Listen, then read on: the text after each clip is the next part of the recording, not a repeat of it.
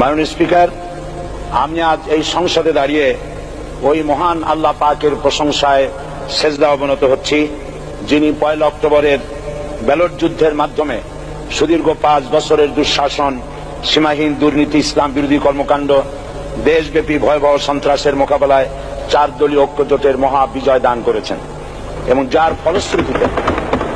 যার ফলশ্রুতিতে আজকে আমরা এই মহান সংসদে দাঁড়িয়ে কথা বলার সুযোগ লাভ করেছি। মাননীয় স্পিকার, আপনার মাধ্যমে আমি আমার অন্তরের অন্তঃস্থল থেকে দেশবাসীকে ধন্যবাদ জানাই। বিশেষ করে আমার নির্বাচনী এলাকা পিরোজপুর, নাজিরপুর, ইন্দুরকানীবাসী ভাই বোনদের প্রতি কৃতজ্ঞতা জানাই, যাদের অক্লান্ত পরিশ্রমে এবং মূল্যবান ভোটের মাধ্যমে আমি নির্বাচিত হয়ে মহান সংসদের সদস্য হওয়ার সুযোগ লাভ করেছি। মাননীয় স্পিকার, বাংলাদেশের 13 কোটি মানুষকে যারা পরিচালনা করবেন, আজকে তারাই এই মহান সংসদে বসে আছেন। আমি আপনার মাধ্যমে তাদের উদ্দেশ্যে কিছু কথা বলতে চাই। জবাবদিহিমূলক সরকার, কল্যাণমূলক সরকার ও সুস্থ প্রশাসন, এই বাক্যগুলি আমরা প্রায় শুনে থাকি। এই বাক্যগুলির অর্থ সরকার স্বৈরাচার নয়, বরং জনগণের কল্যাণে জনগণ নিকট দায়বদ্ধ সরকার, যা আব্রাহাম লিঙ্কনের ভাষায় by the people, for the people, of the people. বর্তমান পৃথিবীতে মূলত গণতান্ত্রিক দেশে এখন সরকারকে বিবেচনা করা হয়। এরূপ সরকারের জনগণের সার্বভৌম ক্ষমতার উৎস হিসেবে বিবেচনা করা হয়, অর্থাৎ সংখ্যাগরিষ্ঠ প্রতিনিধিদের প্রণীত আইনই হল আইন এবং নির্বাচিত হবার পর সরকার হয়ে পড়েন সমগ্র জনগণের, আর বিরোধী দল হয় ছায়া সরকার। মাননীয় স্পিকার, সরকারকে সঠিক পথে পরিচালনার জন্য বিরোধী দলকে অপরিহার্য বিবেচনা করা হয়। বর্তমান গণতান্ত্রিক চেতনা বেশি পুরনো নয়, মানুষ মূলত রাজতান্ত্রিক স্বৈর শাসনের সাথেই বেশি পরিচিত। বস্তুত বর্তমান পৃথিবীতে গণতান্ত্রিক শাসন ব্যবস্থায় জবাবদিহিমূলক, কল্যাণমূলক, স্বচ্ছ প্রশাসনের যে কথাবার্তা আমরা শুনতে পাই, এর প্রথম উপস্থাপক হলেন বিশ্বনবী হযরত মুহাম্মদ রাসূলুল্লাহ সাল্লাল্লাহু আলাইহি ওয়াসাল্লাম।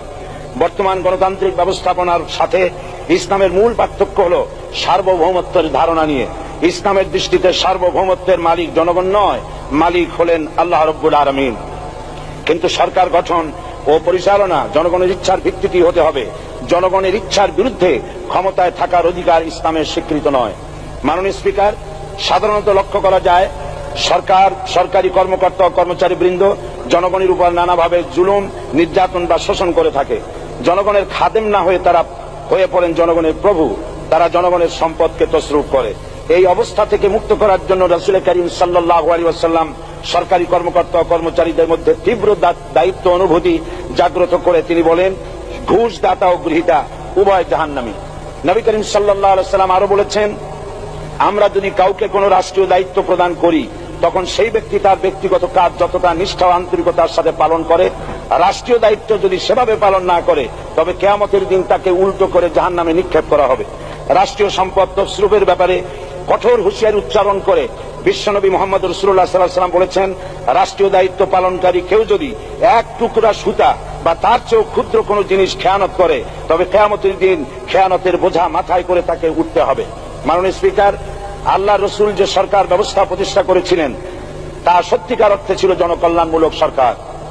তার সরকারের দায়িত্ব পালনকারী ব্যক্তিবর্গের মধ্যে চরম দায়িত্ব অনুভূতি জাগ্রত করে দেওয়া হয়েছিল। এটা সম্ভব হয়েছিল কেবলমাত্র আখিরাতের তীব্র বিশ্বাস ও মহান আল্লাহর দরবারে জবাবদিহিতার অনুভূতির মাধ্যমে।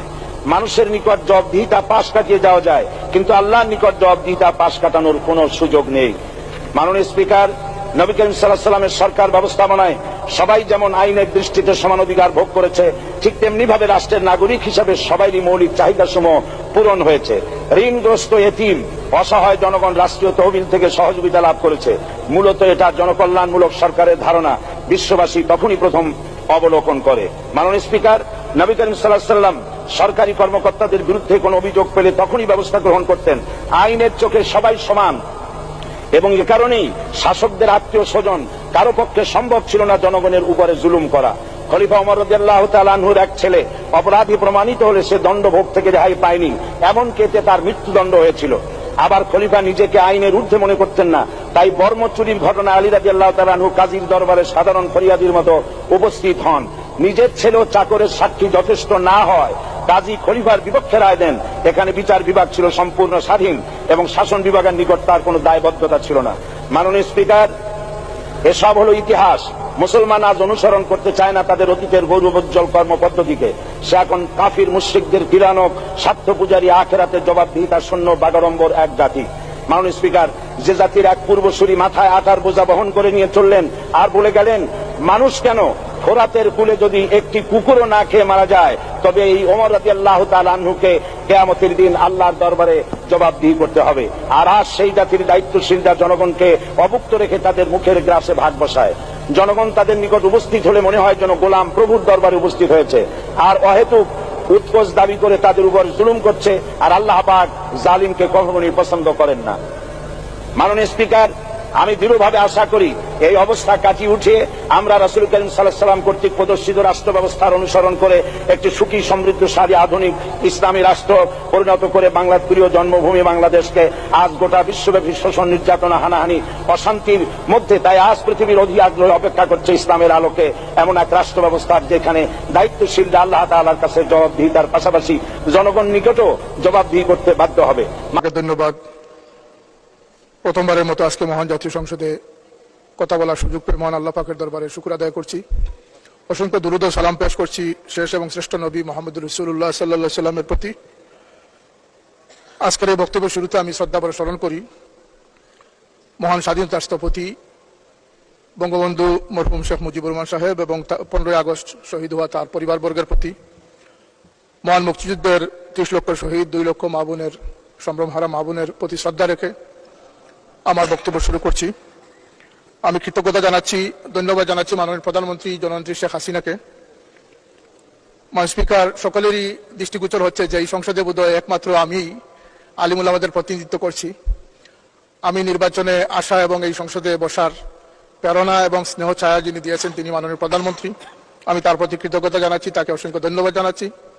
এবং তিনি এই সংসদে বিগত দিন আমাকে ধর্ম মন্ত্রণালয়ের গুরুত্বপূর্ণ সভাপতি পদে নির্বাচিত করেছেন। আমি চেষ্টা করব ইনশাআল্লাহ এই ধর্ম মন্ত্রণালয়কে একটি নিষ্কলুষ এবং সমালোচনার ঊর্ধ্বে একটি মন্ত্রণালয় হিসাবে আমার দায়িত্বকে আমি আঞ্জাম দেওয়ার আপ্রাণ চেষ্টা করব।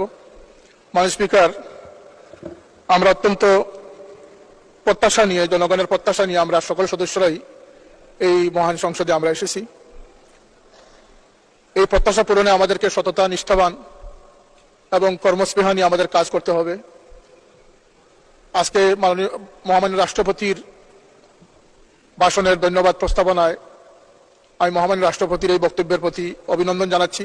নাতিদীর্ঘ এই বক্তব্যে তিনি দেশের ঘটে যাওয়া উন্নয়ন এবং আগামী দিনের কর্মসূচি সম্পর্কে তিনি সুস্পষ্ট ধারণা দিয়েছেন। আর এই ধারণার মধ্যে যে উন্নয়নের রূপরেখা ফুটে উঠেছে তা বিগত 15 বছরের উন্নয়নের উপকার মাননীয় প্রধানমন্ত্রীর প্রচেষ্টার ফসল। আমি আজকে যে তথ্যটি সংসদে বলতে চাই, এই উন্নয়নের অনেক ধারার কথা সংসদে আলোচিত হয়েছে, কিন্তু আমি যেহেতু একজন আলিম ঘরানার প্রতিনিধি, আমি নির্দ্বিধায় বলতে পারি। এবং এর আগে আমি ধন্যবাদ জানাই আমাকে যারা নির্বাচিত করে এই সংসদে আসার সুযোগ দিয়েছেন। আমার সিলেট জেলার উত্তর পূর্ব কোণে অবস্থিত সীমান্ত পাহারায় নিয়োজিত আমার 2টি উপজেলা জকিগঞ্জ এবং কানাইঘাটবাসীকে তাদের সমর্থন, ভালোবাসা নিয়ে আজকে এই পর্যন্ত আসার সুযোগ আমার হয়েছে। আজকের এই উন্নয়নের অগ্রযাত্রায় মাননীয় প্রধানমন্ত্রীর প্রচেষ্টার কথা আমরা শুনতে পেরেছি, তার মনোভাব সম্পর্কে আমরা জানি বা জানতে পেরেছি। কিন্তু আমি বলতে চাই যে আমি যেহেতু এই দেশের সংখ্যাধিক্য আলিমদের প্রতিনিধি হয়ে তাদের প্রত্যাশা পূরণের জন্য এই মহান সংসদে এসেছি, এবং আমি তাদের পক্ষে কথা বলা আমার অতীব জরুরি বিষয়। এ লক্ষ্যে আমি মাননীয় প্রধানমন্ত্রী জননেত্রী শেখ হাসিনাকে ধন্যবাদ জানাতে চাই যে তিনি বাংলাদেশের সকল ধর্মের সহ অবস্থান সম্প্রীতিকে সম্মান করে, এবং আমি বিশ্বাস করি বাংলাদেশের সকল আলিম উলামারা সকল ধর্মের সহ অবস্থান এবং সম্মানকে সমুন্নত রেখে নিজ নিজ ধর্মকে ডেভেলপ করার চিন্তা ভাবনা নিয়ে অগ্রসর হচ্ছেন। আমি তাদের মধ্যে একজন। আমি আমার ধর্মকে অত্যন্ত ভালোবাসি এবং প্রমোট করতে চাই নতুন প্রজন্মকে ধর্মের প্রতি।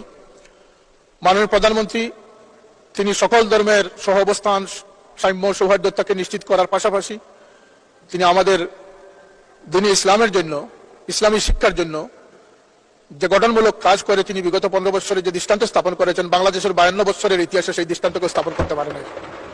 মাননীয় প্রধানমন্ত্রী ভাষা শিক্ষার সর্বোচ্চ ফাজিল কামিলকে রক্ষা করার জন্য শত বৎসরের দাবি স্বতন্ত্র আরবি বিশ্ববিদ্যালয়, ইসলামী আরবি বিশ্ববিদ্যালয় প্রতিষ্ঠা করেছেন।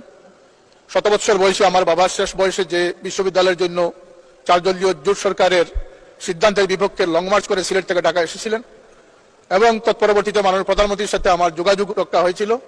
তিনি আশ্বস্ত করেছিলেন যে আপনার বাবার স্বপ্ন আমার মাধ্যমে ইনশাল্লাহ বাস্তবায়ন হবে। তিনি তা বাস্তবায়ন করে দেখিয়েছেন। এতে এই স্বতন্ত্র আরবি বিশ্ববিদ্যালয় প্রতিষ্ঠার মাধ্যমে বাংলাদেশের প্রায় 1700-1800 ফাজিল কামিল মাদ্রাসা হিসাবে নিরাপত্তা লাভ করেছে। তিনি ধর্ম মন্ত্রণালয় সহ ইসলামিক ফাউন্ডেশনের মাধ্যমে ইমাম ওলামাদের যে সম্মান তিনি প্রতিষ্ঠিত করেছেন, যে সুযোগ সুবিধা করেছেন, সেজন্য সকল আলিম ওলামাদের পক্ষ থেকে, সকল পীর মাশায়েখদের পক্ষ থেকে তার প্রতি আমার অভিনন্দন।